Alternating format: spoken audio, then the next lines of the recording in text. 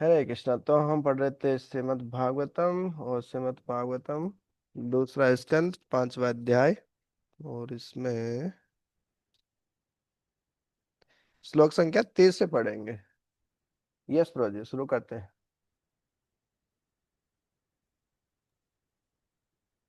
हरे कृष्णा प्रभु जी दंड। धन्यवाद। वैरिकारिकान्मनो यज्ञे देवा वैतारिकादश दिक् दिग्वातार्क प्रचेतो अश्विवन्नेन्द्रो ऐन्द्रमित्रकाः। सत्व गुण से मन उत्पन्न होकर व्यक्त होता है। साथ ही शारीरिक गतियों के नियंत्रक 10 देवता भी प्रकट होते हैं। ऐसे देवता दिशाओं के नियंत्रक, वायु के नियंत्रक, सूर्यदेव, दक्ष प्रजापति के पिता, अश्विनी कुमार, अग्निदेव, स्वर्ग का राजा इंद्र, स्वर्ग के पूजनीय अर्चा विग्रह, आदित्यों के प्रमुख तथा प्रजापति ब्रह्मा कहलाते हैं। सभी इस तरह अस्तित्व में आते हैं। वैकारिक सृष्टि की उदासीन अवस्था है और तेजस सृष्टि का शुभारंभ है, जबकि तमस अज्ञान के अंधकार के अंतर्गत इस भौतिक सृष्टि का पूर्ण प्रदर्शन है। फैक्ट्रियों तथा कार्यशालाओं में जीवन की आवश्यकताओं का निर्माण ही कलयुग में या इस यंत्र युग में सर्वाधिक प्रमुख है, और यही निर्माण अज्ञान की सर्वोच्च अवस्था है। मानव समाज द्वारा ऐसे निर्माणकारी उद्योग तमोगुण में संपन्न होते हैं, क्योंकि वास्तव में निर्मित सामग्रियों की कोई आवश्यकता नहीं होती। मानव समाज को मूलतः अपने भरण पोषण के लिए भोजन की आवश्यकता होती है, सोने के लिए आश्रय, रक्षा के लिए संरक्षण तथा इंद्रिय तृप्ति के लिए वस्तुओं की चाहत होती है। इंद्रियां जीवन के व्यावहारिक चिन्ह है, जैसा कि अगले श्लोक में बताया जाए। मानवीय सभ्यता इंद्रियों की शुद्धि के लिए और इंद्रिय तृप्ति के विषयों की पूर्ति केवल आवश्यकता के अनुसार होनी चाहिए, न कि कृत्रिम इंद्रिय आवश्यकताओं को भड़काने के लिए। भोजन, आश्रय, सुरक्षा तथा इंद्रिय तृप्ति, ये सभी भौतिक जीवन की आवश्यकताएं हैं। अन्यथा अपने शुद्ध मूल जीवन की संदूषण रहित अवस्था में जीव को इनकी आवश्यकताएं नहीं होती। अतः आवश्यकताएं कृत्रिम होती है।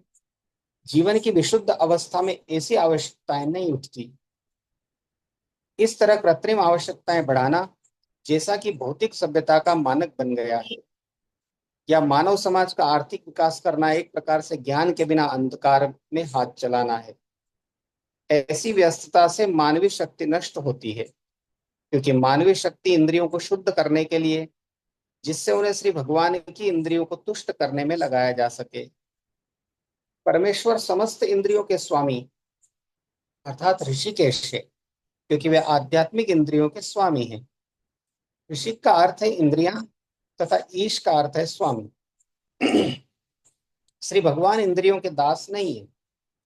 दूसरे शब्दों में, वे इंद्रियों के निर्देश पर नहीं चलते। बद्ध जीव या व्यक्तिगत जीव इंद्रियों के दास होते हैं। वे इंद्रियों के इशारों पर चलते हैं। इसलिए भौतिक सभ्यता एक प्रकार से इंद्रिय तृप्ति की व्यस्तता मात्र है। मानव सभ्यता का मापदंड इंद्रिय तृप्ति रूपी विकार का उपचार होना चाहिए, और यदि कोई श्री भगवान की आध्यात्मिक इंद्रियों को तुष्ट करने का निमित्त मात्र बन जाए तो ऐसा कर सकता है।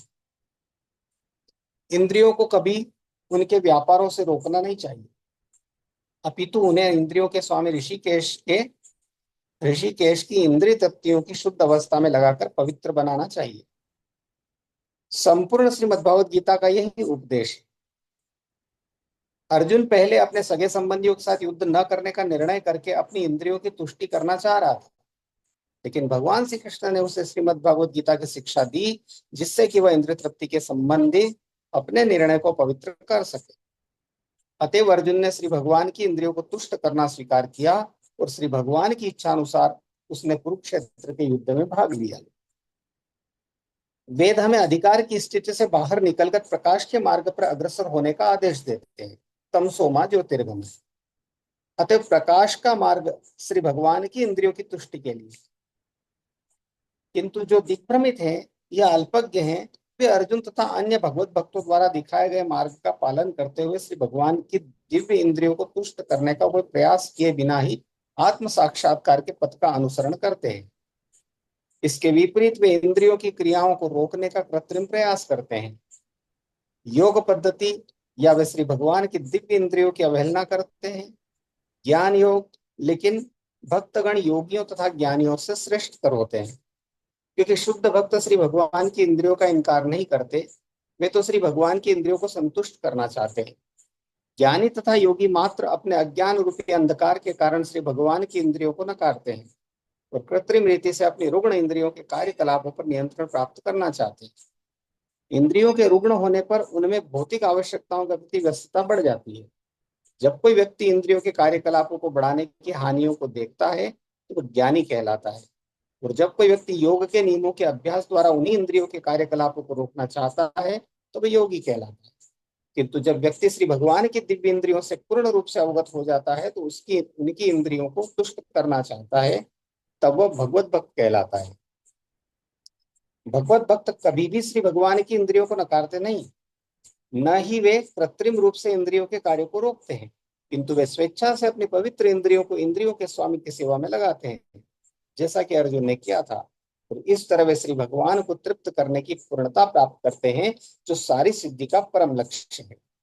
हरे कृष्ण। हरे कृष्ण।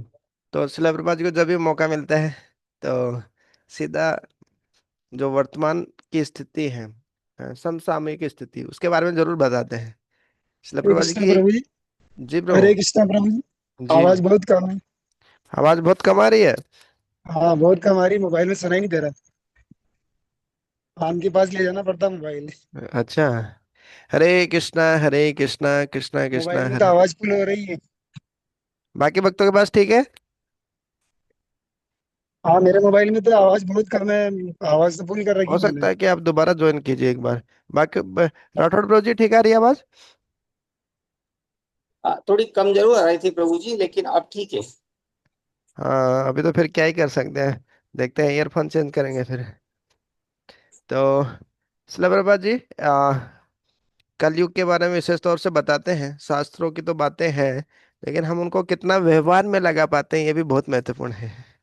और उनको किस प्रकार से कि जो कलयुग है उसमें एक हमारे कृत्रिम आवश्यकताएं हैं। सुखदेव गोस्वामी जी तो बोल रहे हैं कि भाई जो आपके हाथ है तो तकिए की क्या जरूरत हैं? दोनों हाथ है तो प्लेट की भी क्या जरूरत है? तो एक तो वो स्तर है, और दूसरा ये है कि मतलब एकदम इतना है कि खाने के लिए पूरी प्लेट रेडी होनी चाहिए, उसमें चम्मच होना चाहिए, टिश्यू पेपर होना चाहिए, इतनी सारी कृत्रिम आवश्यकताएं हैं। आप देखेंगे तो हद हो जाएगी मतलब। वो मतलब हाथ धोएंगे, हाथ धोने के बाद हाथ सुखाने के लिए भी एक ड्रायर होना चाहिए, है, जो गर्म हवा दे। और इतनी सारी कृत्रिम आवश्यकताएं व्यक्ति करके रखता है। ये सब नहीं होगा तो बोले जीवन कैसे चलेगा? ये तो हमारी बेसिक नेसेसिटीज है बोले। तो बेसिक नेसेसिटीज के नाम पे इतने सारे भौतिक आवश्यकताओं को संग्रह करता है व्यक्ति कि जीव कि उसमें वो व्यक्ति का पूरा समय चला जाता है, पूरी एनर्जी चली जाती है, शक्ति चली जाती है। तो वो बुराई नहीं है, यदि वो करने में आपकी भक्ति अच्छी हो रही है, समय बच रहा है तो ठीक है करो। सुविधाएं मिल रही है जीवन में तो सुविधाओं के साथ में भगवान की भक्ति करो। लेकिन उन सुविधाओं के कारण यदि हमारा, हाँ, भक्ति रुक जा रही है, भक्ति में समय हम नहीं दे पा रहे हैं, तो फिर वो जो कल कारखाने या फैक्ट्री है उसको प्रभुपाद जी वही बताते हैं हमेशा कि ये एकदम तमोगुण है। लोग बड़ी बड़ी फैक्ट्री में काम करना चाहते हैं, हम इस कंपनी में काम कर रहे हैं, उस कंपनी में काम कर रहे हैं, नरक वाले हैं। ये कलयुग का सर्वाधिक महत्वपूर्ण एजेंट है, ये तमोगुण में होती है फैक्ट्रियाँ वगैरह सब। बहुत सारी चीजें बनाते हैं दिन भर, मतलब मनुष्य को मशीन बना देते हैं, और मशीनों की पूजा होती है। मनुष्य को मशीनों की तरह उपयोग कर रहे हैं और मशीनों को मनुष्य की तरह।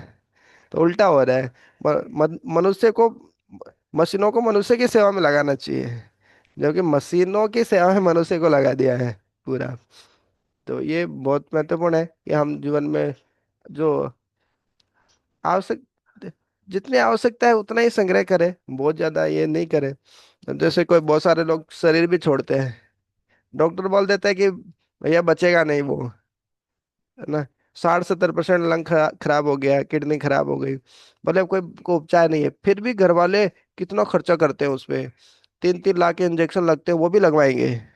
10-10 लाख भी खर्चा, करोड़ों में खर्चा पूछ जाता है, फिर भी करवाते हैं। क्यों? व्यक्ति से बहुत प्रेम है। अरे नहीं बचेंगे, अब कोई फायदा क्या है इतना खर्चा करने में? अब हरि नाम करवाओ, उसको हॉस्पिटल से घर लाकर हरि नाम कीजिए, और हरि नाम करते करते शरीर छोड़ेंगे। लेकिन खैर, अपना खून का संबंध होता है तो बहुत बहुत मुश्किल जाता है ऐसे। चलो, नहीं नहीं, ऐसा नहीं होगी इलाज के कारण वो मर गए तो ये बुरा लगता है। लेकिन हकीकत यही है वास्तव में। ज्यादा पैसा इकट्ठा करके क्या करेंगे? वही फिर ऐसे ही निकल जाएगा। एक बीमारी आई उसमें 10 लाख 50 लाख। जबकि इतना इलाज करवाने की जरूरत नहीं है। ठीक होने होंगे तो ठीक होंगे, नहीं तो है ना, जय श्री राम जय श्री राम जब करो, हरे कृष्ण कृष्ण कृष्ण हरे हरे। और जब करते करते शरीर छोड़ दो, अंत्य नारायण स्मृति, वही जीवन का अंतिम सिद्धि है।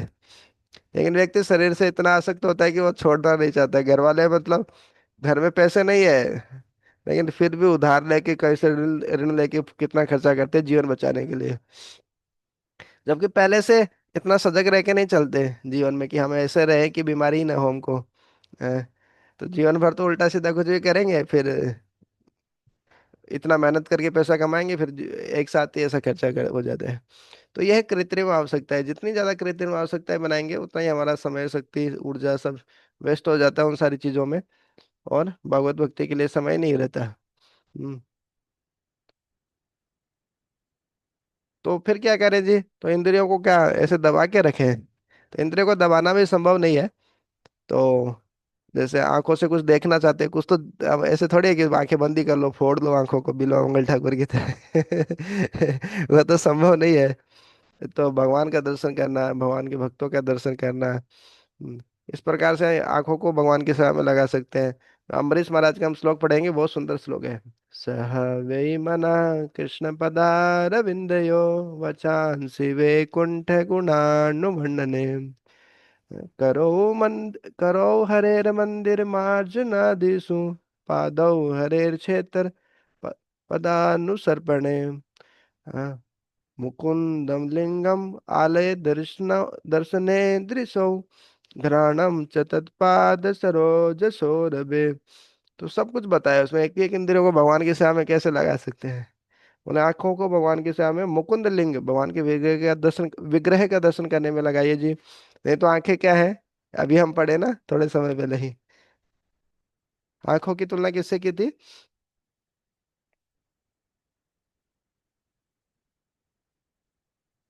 बोले वो मोर का पंख होता है, उसपे जो आंखें होती है नकली आंखें, बोले वैसे है। दोनों कान है वो, सांप का जो बिल होता है वैसा है जी। और दोनों हाथ जो, पेड़ सूख जाता है ना, मरे हुए जो व्यक्ति होता है उसके हाथों जैसा है बोले। और दोनों टांग है वो बोले, जो पेड़ का ठूंठ होता है, जब पेड़ सूख जाता है तो उसका जो ट्रंक तना होता है, बोले वैसे है, जब भगवान की सेवा में नहीं लगते तो। हाँ। और जीवा क्या है जी? बोले जीवा तो असत्य दारदूरी केवा, वो तो असत्य है, बोले वैसे नारी की तरह है जीवा, जीव है। जीवा से वाचान से वैकुंठ गुणानुवर्णन, भगवान का गुणानुवर्णन नहीं करेंगे, भगवान की कथा नहीं करेंगे, तो वो असत्य, उल्टा सीधा एक दूसरे की बुराई करना, इधर चुगली करना, ये सभी करेगी जीवा। मेंढक की तरह टर टर करेगी, दारदूरी के वह। तो सारे इंद्रियों को भगवान के सामने नहीं लगाएंगे, तो फिर ये इंद्रिय खतरनाक है। कुरंगा मतंगा पतंगा भृंगा मीना हाथा पंचवीरेव पंच है। पांचों इंद्रिया खा जाएगी आदमी को। बोले 5 जानवर एक एक इंद्रियों के कारण मर जाते हैं, और पांचों इंद्रियां हमको खा जाएगी। हम्म। तो ये था श्लोक संख्या 30। तो श्लोक संख्या 31 से हम कल पढ़ेंगे। अभी वास्तव में सृष्टि कैसे होती है? तीनों गुणों के माध्यम से, सत्वगुण रजोगुण तमोगुण, महाविष्णु से किस प्रकार से निकलते हैं सब जीव। फिर महाकाल का दृष्टिपात होता है, शिव जी जो शिव लिंग बोलते हैं। तो उस शिव जी प्रकृति पे दृष्टिपात करते हैं, तो वो एक लिंग का आकार का बनता है। दृष्टिपात जो दृष्टि होती है, तो उससे जो जीवों की सृष्टि होती है। तो काल के साथ फिर अलग अलग तीनों गुणों के साथ सत्वगुण के साथ मन की सृष्टि होती है, रजोगुण के साथ अलग अलग इंद्रियों की सृष्टि होती है। वो सभी आगे आएंगे, आगे हम पढ़ेंगे। ये सृष्टि के ही बारे में बहुत विस्तृत है। अलग अलग जगह पढ़ते हैं सृष्टि के बारे में, तो अलग अलग तरीके से व्याख्या मिलती है। तो इतने डिटेल में व्याख्या है। देखिए सारे अंगों के बारे में, आँख, जीभ, मुंह, ये सब कैसे उत्पन्न होती है वो सभी बताया है रजोगुण के संपर्क में। पहले सत्वगुण के संपर्क में यहाँ बता दिया कि सत्वगुण के संपर्क में क्या होता है,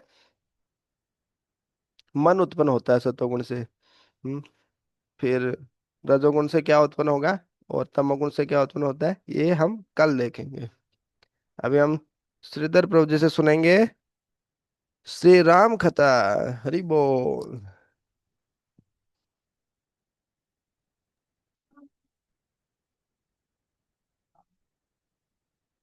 जी प्रभु जी। बोले राम लला सरकार की जय। भक्त शिरोमणि श्री हनुमान जी महाराज की जय। समस्त भक्त वृंद की जय। भगवान वाल्मीकि ऋषि महाराज की जय। तो भगवान कल से जहाँ से अपन ने चालू करी थी राम जन्म का, वहीं चर्चा करें कि आगे पढ़े? देख सकते हैं प्रभु जी, वैसे भी कर सकते हैं। अच्छा रहेगा, वो थोड़ा समझ में भी आ जाएगा। स्टार्टिंग से लिया अपन ने, हाँ थोड़ा हाँ ही जी। छोड़ा है मतलब पीछे। जी बाकी जी। अपन ने लिया वहीं से, राम जन्म के यहीं से, तो वहीं से शुरुआत करते हैं। जी।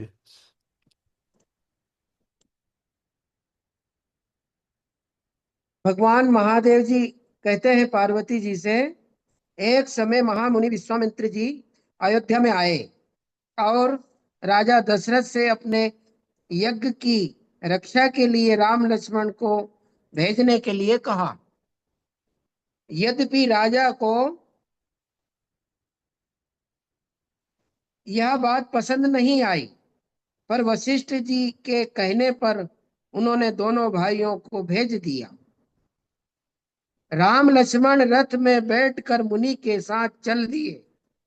मार्ग में वे कामाश्रम में ठहरे।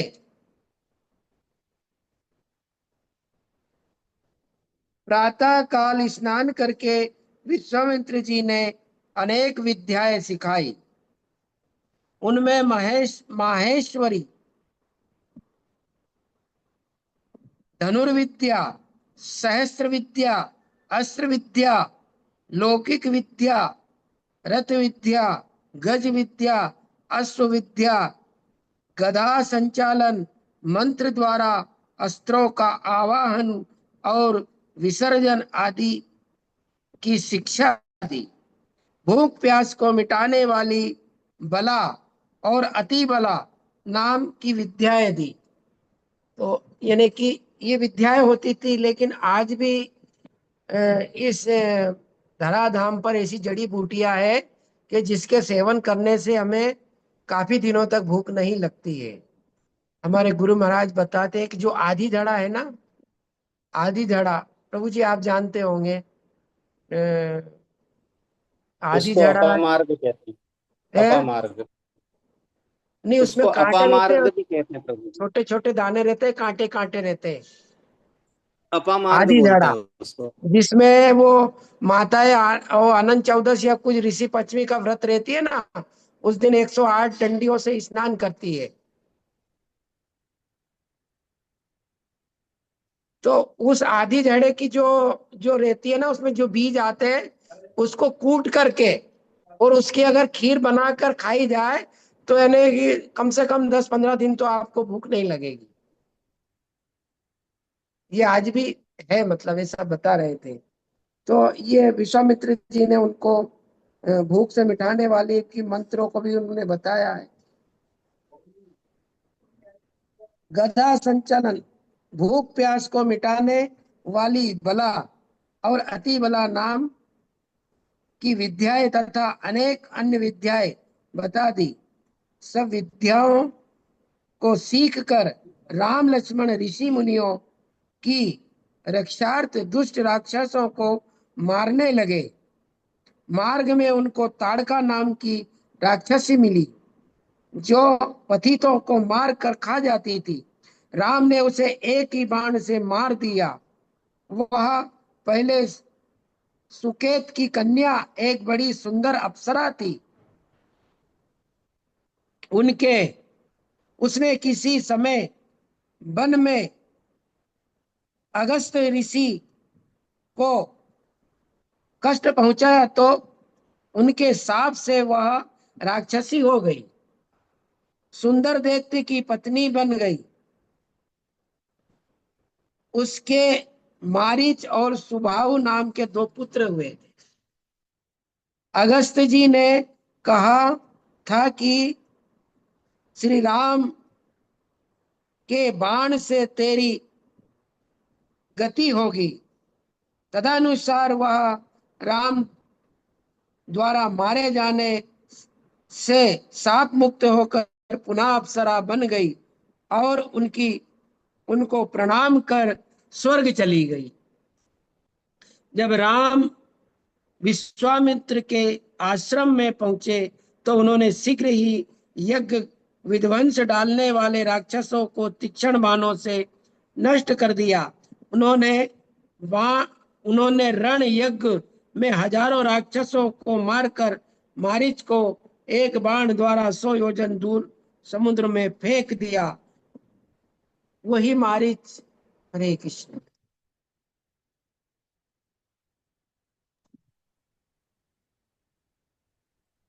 हरे कृष्णा। तो जी का इंटरनेट चला गया क्या? हाँ, कुछ मिस्टेक आ गई। वो हम्म। अपडेट को मांग रहा है फोन। अच्छा अच्छा। ये भी वो बड़ी बीमारी है। वो मारिच को जहाँ भेजा था प्रभु जी, वहां पे जहाँ पे जाकर गिरा उसी को अभी मॉरिशियस देश बोलते हैं, ऐसा सुना मैं। हाँ, तो वही मारी फिर सुंदर मृग बना और रावण के द्वारा फिर वो माता सीता का हरण में निमित्त बना, वही मारीच। अच्छा हाँ। हाँ, समुद्र में फेंक दिया और सुबाहु को वही मार डाला। इस प्रकार विश्वामित्र जी के यज्ञ को उन्होंने निर्विघ्न पूरा करा दिया, पर अपने द्वारा आरंभ किए रण यज्ञ को समाप्त नहीं किया। यह देख कर कि अभी उनका रोष समाप्त नहीं हुआ है, विश्वामित्र जी उनको साथ लेकर राजा जनक की नगरी में उनकी कन्या का स्वयंवर यज्ञ देखने को चल दिए। मार्ग में गौतम ऋषि के आश्रम में विश्वामित्र जी ने गौतम पत्नी अहिल्या को दिखाया, जिसको इंद्र ने भ्रष्ट कर दिया था। इंद्र का के द्वारा ही वो हो गया था उनका। इसकी कथा रामचरितमानस में है विस्तार पूर्वक। अब इसमें हो सकता आगे आए कि नहीं आए। भ्रष्ट कर दिया था और जो पति के साप से इस समय शिला बनी हुई थी, इस परम सुंदरी अहिल्या को बनाकर ब्रह्मा जी ने पृथ्वी की परिक्रमा करने वाले गौतम ऋषि को दे दिया था, किसी देवता को नहीं दिया। इंद्र ने इस बात को बुरा मानकर कपट पूर्वक अहिल्या से भोग किया। आ गई वो कथा। इस पर गौतम ने इंद्र को शरीर में हजारों योनि के चिन्ह हो जाने का श्राप दिया। फिर क्षमा मांगने पर वे चिन्ह 1000 नेत्र बन गए। विश्वामित्र जी ने के कहने से करुणा सागर श्री राम ने उस शिला को अपने चरण कमल से स्पर्श करके फिर से अति सुंदर स्त्री बना दिया। दांडकारण्य में भ्रमण करते समय भी भगवान राम ने मुनि के साप से नदी बनी हुई अहिल्या का चरण स्पर्श से उद्धार किया। कुछ लोग इस कथानंतर का कारण कल्प भेद को बतलाते हैं, क्योंकि सांप की बात विभिन्न कल्पों में अलग अलग रूप में मिलती है। तत्पश्चात देवताओं और राक्षसों ने भगवान राम पर दिव्य पुष्प बरसाए और वे अहिल्या को गौतम ऋषि को सौंपकर विश्वामित्र जी के साथ गंगा की ओर चले। वहां पहुंचकर गंगा पार करने के लिए नाव ढूंढ रहे थे कि एक केवट बोला, हे प्रभु, यदि आप आज्ञा दे तो मैं पहले आपके चरणों को धो लूं, तब आपको नाव में बैठा कर उस पार ले जाऊंगा। मुझे संदेह है कि कहीं आपकी चरण रज से लगने से मेरी नाव स्त्री ना हो जाए, ना बन जाए, क्योंकि यह प्रसिद्ध है कि आपकी चरण धूल लगने से जड़ भी मनुष्य बन जाते हैं। मेरे घर में पहले ही एक स्त्री है, दूसरी लेकर मैं क्या करूंगा। ऐसे अटपटे वचन कथन को सुनकर श्री रामचंद्र जी हंसने लगे। तब उस केवट ने श्री राम के चरण धोकर समस्त मुनियों सहित पार उतार दिया और सब लोग मिथिला की ओर चले। वहां पर उस समय करोड़ों राजा इकट्ठे हो गए थे और रावण भी चारणों के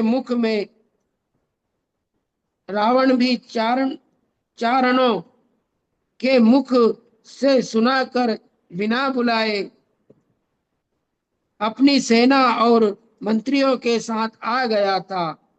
राजा दशरथ को भी महाराज जनक ने बड़े आदर सम्मान पूर्वक बुलाया था, पर वे पुत्र विरह में दुखी होने से नहीं आए।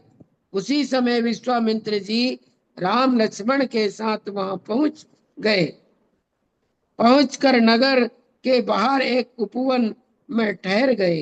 राजा जनक यह सुनकर उनको लिवा लाने को तैयार हो ही रहे थे कि विश्वामित्र जी का एक शिष्य आ पहुंचा।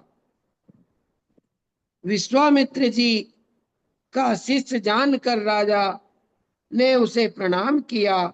वह राजा को एकांत में ले गया और बोला कि गुरुदेव, विश्वामित्र जी ने कहा है कि मैं अपने साथ महाराज दशरथ के दो वीर पुत्रों राम लक्ष्मण को लेकर यहाँ आया हूँ। ये दोनों सीता और उर्मिला का पाणी ग्रहण करेंगे और आपके प्रण किए गए धनुष को श्री राम तोड़ देंगे।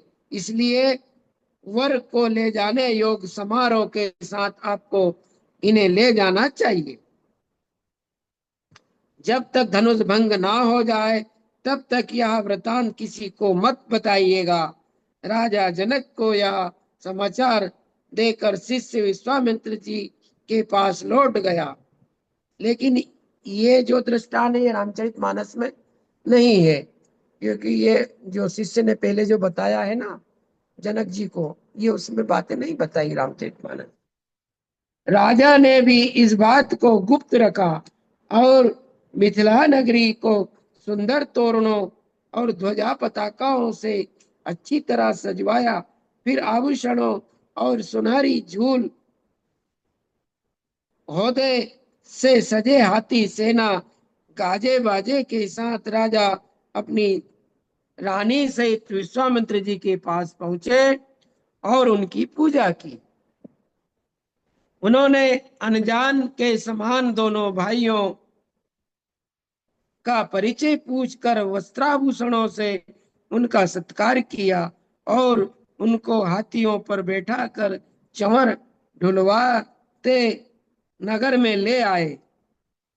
राजा जनक और विश्वामित्र जी भी उनके साथ थे। उस समय वारांगनाएं सुंदर नृत्य करने लगी। गायक गण संगीत लहरी बहाने लगे। चारण और भाट कीर्ति गान करने लगे। तरह तरह के मनोहर बाजों से सभी दिशाएं गूंजने लगी।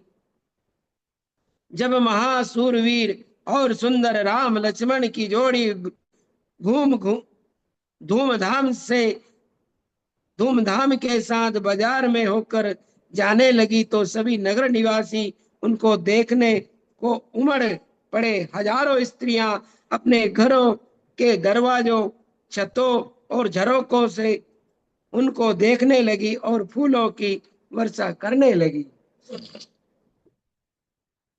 वे परस्पर कहती थी कि श्री राम ही सीता के योग्य है, हमको तो ये अत्यंत प्रिय जान पड़ते हैं। अगर ईश्वर इनकी जोड़ी मिला दे तो बहुत उत्तम हो।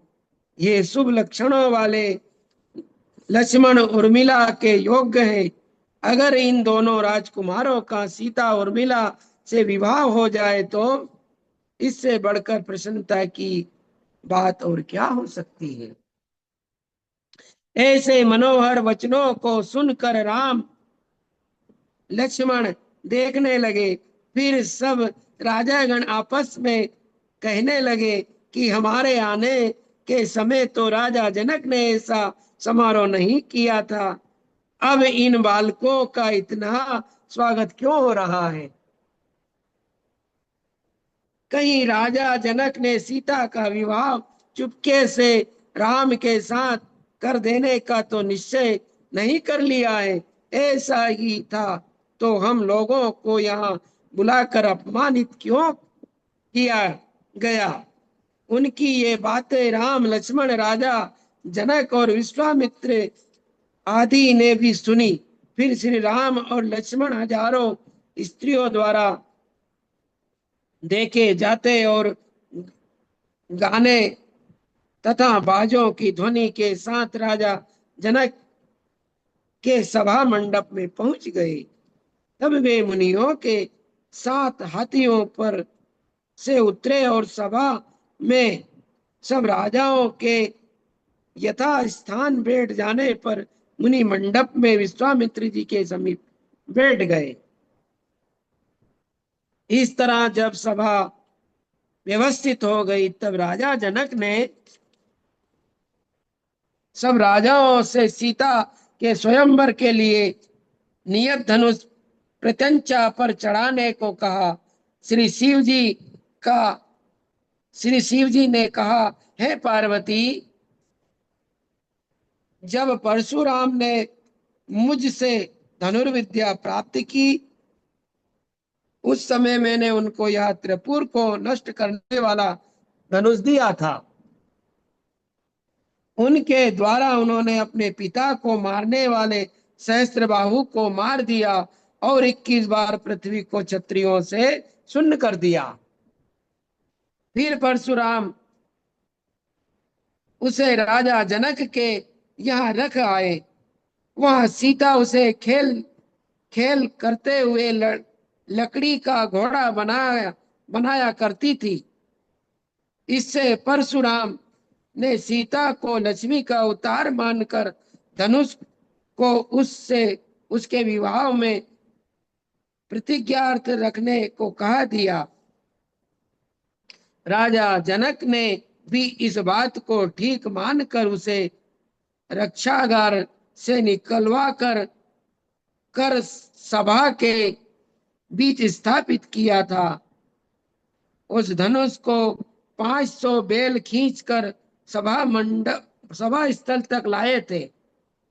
तब राजा ने भरी सभा में अपनी प्रतिज्ञा कर सुनाई कि सभा में उपस्थित व्यक्तियों में से जो कोई इस धनुष पर प्रत्यंचा चढ़ा देगा उसी को सीता वरेगी।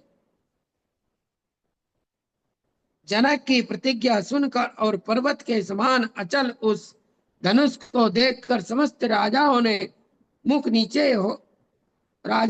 मुख नीचे हो गए।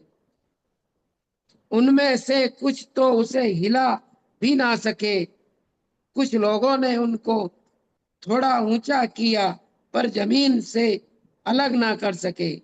फिर बहुत से मिलकर उठाने लगे तो भी वह जमीन से पूरा नहीं उठ सका। ऐसी दशा में उस पर डोरी चढ़ाना तो कैसे संभव था। सब राजाओं के दूर हट जाने पर रावण गर्वपूर्वक धनुष के पास गया और हंसकर राजा जनक से बोला, हे राजन, जिस रावण ने समस्त देवताओं को जीत लिया है, जिसने तीनों लोकों को अपने वश में कर रखा है, और जिसने शिव जी के कैलाश पर्वत को अपनी दो भुजाओं से ही हिला दिया था, उस रावण की शक्ति को तुम देखना चाहते हो तो इस सभा में देख लो, पर इस तिनके के समान धनुष के उठाने में क्या वीरता है। यह कहकर उसने धनुष को बाएं हाथ से हिलाना चाहा। जब वह नहा हिला तो दाहिना हाथ लगाया, तब रावण को बड़ा आश्चर्य हुआ।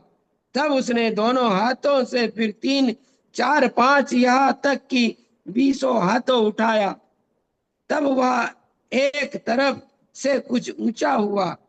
तब उसने 19 भुजाओं से धनुष को संभाल कर 20वीं भुजा से जमीन पर लटकती तांत को पकड़कर ऊपर उठाना चाहा। उसी समय धनुष उलटकर उसकी छाती पर गिर पड़ा। तब 20 हाथों से भी वह धनुष को ना हटा सका और जोर से भूमि पर गिर गया। उसका मुकुट गिर गया, अधो वस्त्र खुल गए। यह देखकर सभी दर्शक जोरों से हंसने लगे। रावण को पसीना निकलने लगा, आंखें घूमने लगी और मुख से लार बहने लगी। उसके मंत्री और सैनिक भी दौड़कर आए, पर उन सब से भी धनुष नहीं हट सका। बहुत भार पड़ने से वस्त्रों में ही मलमूत्र निकल गया। रावण जैसे प्रसिद्ध वीर की ऐसी दशा देखकर महाराज जनक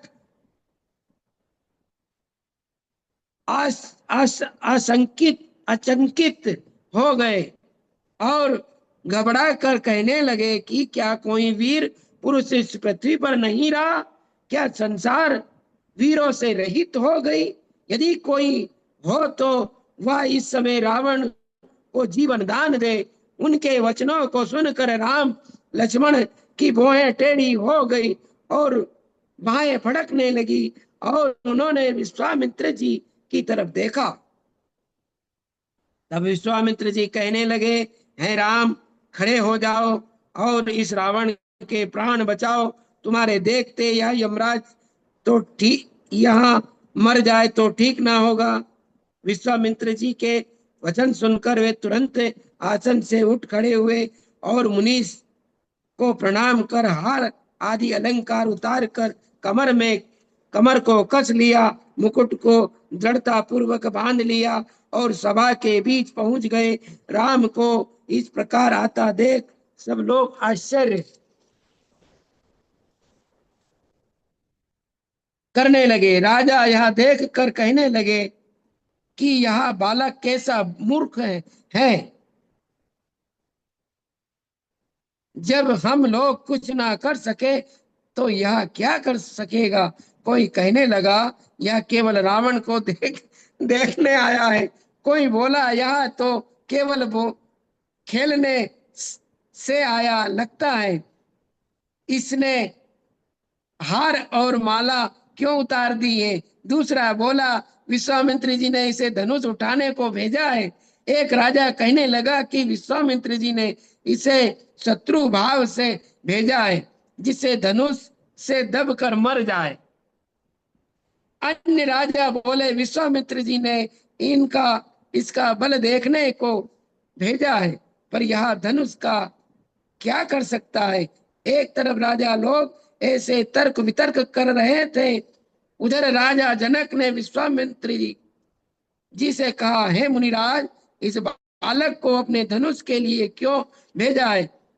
जिस धनुष के सामने बड़े बड़े राजाओं और रावण की शक्ति भी कुछ काम ना दे सकी, वह यह बालक क्या कर सकेगा? जो अपने अपने शिष्य द्वारा कहला भेजा था, वह अब झूठा पड़ जाएगा। कहाँ यहाँ सुकोमल बालक और कहाँ यहाँ महाकठोर धनुष। चातक क्या कभी समुद्र को सोख सकता है। उसी समय जनक की रानी तथा अन्य स्त्रियां झरोकों पर छतों पर से राम को देखने लगी।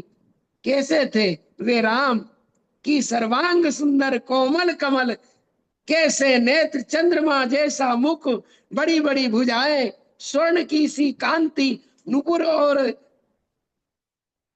सिकंडी पहने, सिकंडी पहने, जिनके हाथों में कड़े शोभायमान थे, सिर पर दिव्य मुकुट, कानों में कुंडल, गले में रत्न और मणियों के हार शोभा दे रहे थे। जंघाएं और पैर बड़े सुंदर थे और पेट तथा ललाट में त्रिबली पड़ी थी। शंख के समान कंठ, चिकनी ठोड़ी, कोमल कपोल, हंसता मुख, अनार की पंक्ति जैसे दांत, सुंदर लंबी पतली नाक, लाल होठ थे। सुंदर मस्तक पर टेढ़ी अलके शोभायमान थी। माणिक मोती हीरा आदि जड़े अलंकारों से शोभित, अनेक रंग के फूलों की मालाएं पहने, पीतांबर आदि सुंदर वस्त्र धारण किए, दोनों हाथों में अंगूठियां धारण किए थे। उनके दोनों कंधों पर धनुष और तरकस थे और शिव धनुष के सम्मुख खड़े थे। ऐसे श्री राम को देखकर स्त्रियां उनको नारायण न समझकर आकाश में स्थित शिव विष्णु ब्रह्मा को देखकर प्रार्थना करने लगी। हे भगवान, हमारे दान व्रत आदि पुण्यों से यह बालक धनुष चढ़ाने में समर्थ हो। आप हमारे पुण्य से धनुष को फूल की तरह हल्का बनाए, हमारी सीता आज इनके गले में वरमाला डाले। हम सब सीता और रामचंद्र के विवाह वेदी पर बैठकर कृतार्थ हो जाए। उसी समय वस्त्रालंकारों से शोभायमान सीता जी ने श्री राम जी को सभा के बीच खड़ा देखा तो आनंद स्वेद से लुप्त होकर अपनी प्रिय सखी तुलसी के गले में हाथ डालकर कहा कि पिता ने इस तरह का प्रण ठान कर कैसा शत्रु का कार्य किया। कहाँ तो ये सुकोमल राम और कहाँ यह पर्वत के समान भारी और कठोर धनुष। यहाँ इसको कैसे चढ़ाएगा। ईश्वर ने यह क्या किया। चाहे जो हो, मैं अब किसी अन्य का वर्ण नहीं कर सकती। यदि पिता मुझे किसी अन्य को देंगे तो मैं महल पर गिरकर कराए विष खाकर प्राण त्याग दूंगी। है शंभो, है ब्राह्मण, है दुर्गे, है सरस्वती, है गायत्री, है ईश्वरे, है सूर्य, है इंद्र, है यम, है वरुण, है कुबेर, है अग्नि, है रमे, है विष्णु, है गरुड़, है फणेन्द्र, है चंद्र, है समस्त देवताओं, मैं आंचल फैलाकर प्रार्थना करती हूँ कि इस धनुष को फूल की तरह हल्का बना दे, श्री राम की भुजाओं को सबल कर दे, जिससे धनुष को चढ़ा सके और मैं उनकी अनुगामिनी बनकर 14 वर्ष तक वन में भ्रमण करूं। माता सीता को पहले मालूम था कि मुझे वन में जाना है। इस प्रकार सीता अनेक प्रकार से देवताओं को मनाने लगी। महल पर बैठी सीता और अन्य स्त्रियों के राजा जनक के तथा दूसरे राजाओं के वचनों को सुनाकर श्री राम मुस्कुराते हुए धनुष के पास गए। पहले उन्होंने धनुष को नमस्कार किया, फिर प्रदक्षिणा करके शिव को प्रणाम किया, अपने माता पिता और गुरु का ध्यान करके उनको प्रणाम किया। तत्पश्चात बाएं हाथ से धनुष और दाहिने हाथ से तात को पकड़कर सभा के बीच खड़े हो गए और क्षण भर में धनुष को झुकाकर तात चढ़ा दी। तब अत्यंत उत्साह से बाजों का शब्द होने लगा, पुष्प वृष्टि होने लगी, चारण और भाट यशोगान करने लगे। राम ने उसे बाएं हाथ से इतना झुका दिया कि उसके 3 खंड हो गए, और 3 खंड हो गए। धनुष टूटने का शब्द इतना अधिक हुआ कि समस्त आकाश गूंज उठा, धरती हिल गई। और है पार्वती, तुम भी उस समय भयभीत होकर मुझसे चिपक गई। क्या लीला के शब्द हैं भगवान भोलेनाथ के। सब समुद्र क्षुब्ध हो गए, दिशाएं शोर से भर गई, तारे टूट कर गिरने लगे, शेषनाग का सिर चकराने लगा, सुगंधित नृत्य कर सुगंधित वायु बहने लगी, देवता आकाश में बाजे बजाने लगे, पुष्प वर्षा करने लगे, स्वर्गीय अप्सराएं नृत्य करने लगी और देवगण आनंदित होने लगे। जनक के सभा मंडप में भी बाजे बजने लगे। बाजों और जय जयकार का शब्द बहुत जोर का होने लगा, नर्तकियां नाचने लगी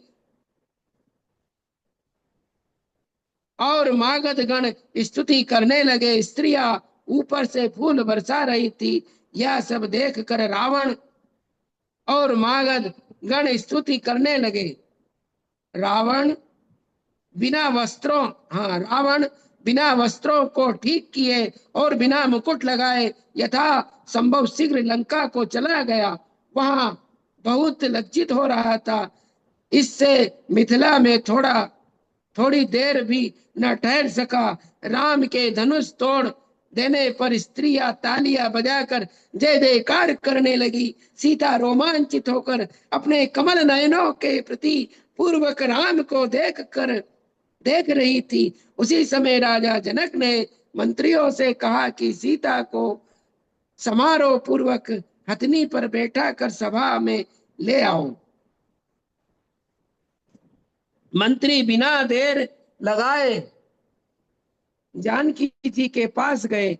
वे हाथ जोड़कर कहने लगे, हे महामान्य कमल नयनी सीता जी, आपको बधाई हो। सूर्यवंशी महाराज दशरथ के पुत्र श्री राम ने धनुष तोड़ दिया है। आप शीघ्र ही हथनी पर बैठकर वहां चलिए और उनके कंठ में यह रत्नों की वरमाला डाल दीजिए।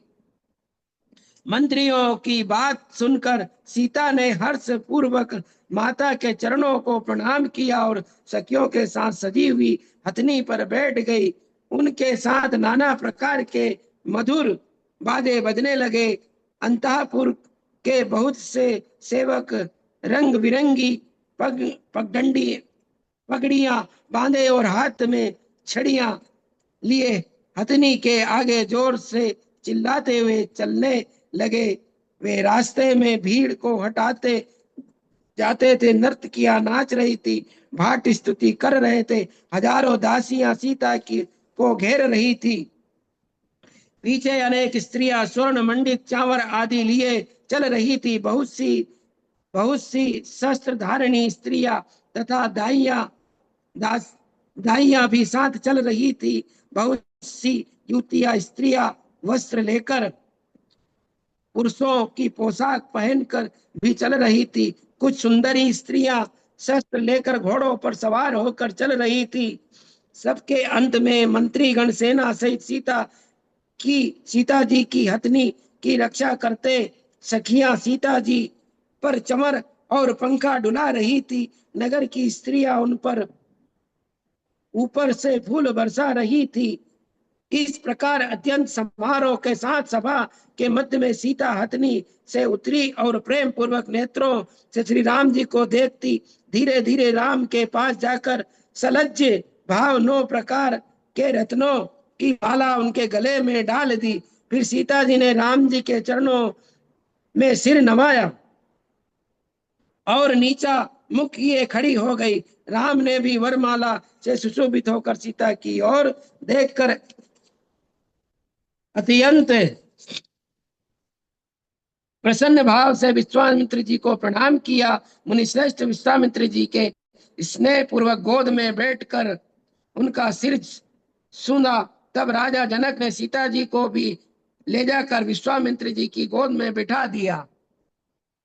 इस प्रकार राम और सीता जी की जोड़ी के साथ विश्वामित्र जी की जोड़ी शोभा विश्वामित्र जी की बड़ी शोभा को प्राप्त हुए और अपने जन्म को सार्थक मानने लगे। राजा जनक ने कहा, हे मुनिराज, आपकी कृपा से मुझे राम जैसा जामाता मिला। इससे मैं अपने माता पिता और अपने कुल को धन्य मानता हूँ। मेरा बड़ा भाग्य है कि मैं श्री राम के ससुर के नाम से संसार में विख्यात हो गया। यह कहकर उन्होंने विश्वामित्र जी और श्री राम जी को प्रणाम किया। उस अवसर पर अन्य राजागण चंद्रमा के समान मुख और बिंबा फल के सदृश होठों वाले विद्युत की भांति प्रकाशित होकर मर्राहत हो अपने भाग्य को दोष देने लगे। कुछ तो वहीं बेसुध हो गए। तब राजा जनक ने उन दुखी और मलिन मुख राजाओं के पास जाकर प्रार्थना की, कृपया मेरी कन्या का विवाह संपन्न हो जाने पर ही आप सब अपने अनुग्रह को जाइएगा। तब वे राजा विचार करने लगे कि यदि राम को जीतना ही हो तो इस हो तो भी इस समय हम विजय नहीं हो सकते। हम यहाँ खराब हम यहाँ खराब मुहूर्त में हैं, इसलिए इस समय तो चुपचाप अपने घरों को चला जाना ही ठीक है। फिर कभी दल बल सहित अच्छे मुहूर्त में आएंगे और राम को हराकर इस समय के अपमान का बदला लेंगे। इस समय राजा जनक से विरोध करना ठीक नहीं। अब सीता का विवाह करा के ही चलेंगे। इसलिए उन्होंने जनक से बहुत अच्छा कहकर राजा जनक ने भी राम लक्ष्मण विश्वामित्र आदि मुनि और राजाओं के लिए सब प्रकार की सामग्री का प्रबंध कर दिया। रहने दे क्या भगवान नहीं था, अभी आज विश्राम तो नहीं आया ये। जी, अभी 3-4 मिनट है ब्रो जी। नहीं, ये लंबा है, अभी चलो कर लेते हैं। और कुछ चर्चा भाव बता दे आपके। 3-4 मिनट थोड़ी चर्चा कर लेते हैं ब्रो जी, जो पड़ा। हाँ ठीक है। हाँ, वो अच्छा रहेगा, थोड़ा डिस्कशन हो जाएगा। तो ये प्रोजेक्ट बहुत सारी चीजें में तो पहली बार पता चली इसमें, वाल्मीकि रामायण में।